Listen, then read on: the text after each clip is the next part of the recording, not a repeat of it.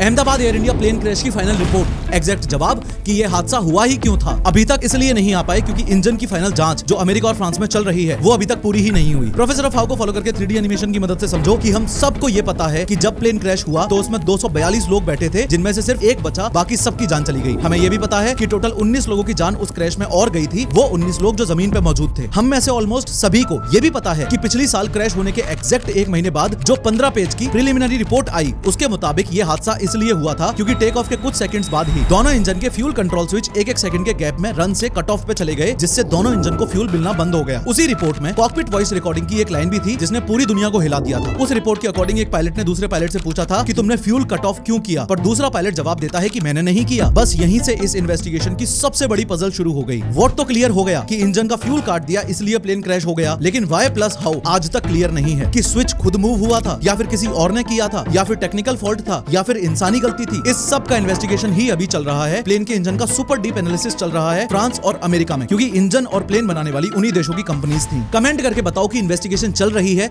या इन्वेस्टिगेशन को लटकाया जा रहा है। जो पायलट्स अब इस दुनिया में अपने आप को डिफेंड करने के लिए नहीं बचे, सारा जिम्मा उनके सर तो नहीं डाल दिया जाएगा।